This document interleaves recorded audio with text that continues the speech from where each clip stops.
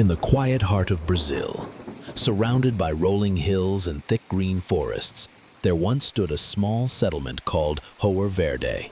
It was a peaceful rural village, 600 residents living simple lives, raising families, tending farms, and gathering every Sunday in the town square.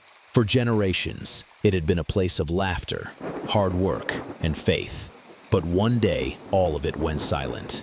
When travelers passed through, they found no voices, no movement, and no sign of life. The people of Hoer Verde were gone. It happened in February 1923. A group of merchants on horseback were traveling through the interior of Brazil, taking a shortcut that led through the village. From a distance, Hoer Verde looked ordinary. Smoke still curled from a few chimneys, laundry swayed on lines, and the faint smell of cooked food hung in the air. But when they entered, they realized something was terribly wrong. The streets were empty. Doors were open.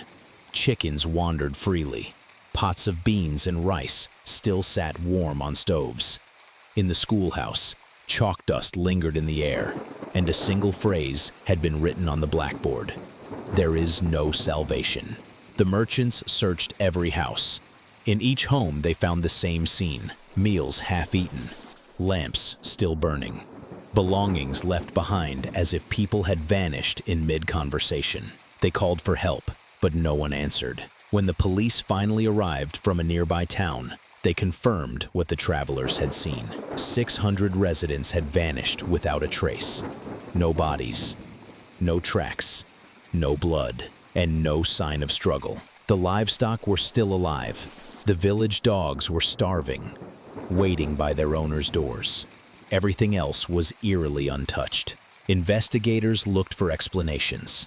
Some believed bandits or soldiers had forced the villagers to flee, but there were no reports of conflict anywhere nearby. Others whispered about a strange cult or a mass religious movement that led everyone into the forest. A few speculated about natural causes, maybe poisonous gas from underground, or contaminated water that drove the people mad. Yet none of those theories explained the total absence of remains or personal belongings taken for travel.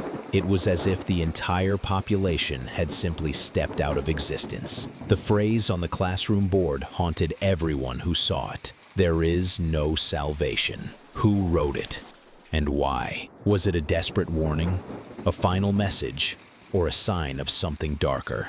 The handwriting was never identified, and when officials tried to move the board for preservation, it disappeared. Some said it broke into pieces during transport. Others believed it was stolen or hidden to suppress panic. All that remains are vague reports and the memories of the officers who saw it with their own eyes. Later researchers suggested that Hoer Verde might not have vanished overnight at all. The 1920s were unstable years in Brazil.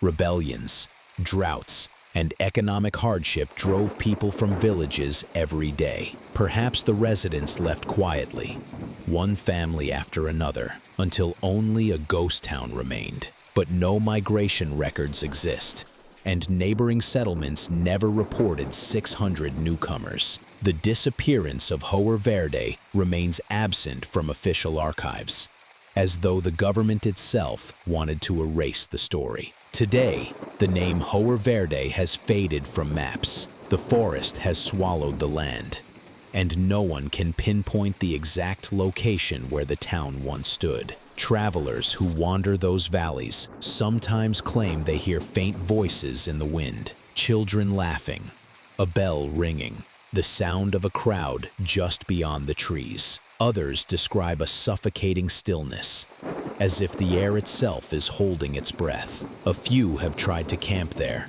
and left before sunrise, shaken by whispers that seemed to circle their tents. No one knows what truly happened.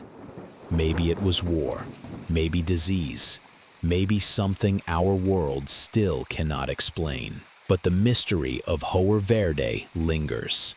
A reminder that entire communities can vanish, leaving behind nothing but stories. The meals, the footsteps, the words on a schoolroom wall, they all belong to the silence now. Perhaps somewhere, beneath the vines and soil, 600 voices still echo, waiting to be heard again. Until then, Hoer Verde sleeps, a village without salvation, a town without a trace.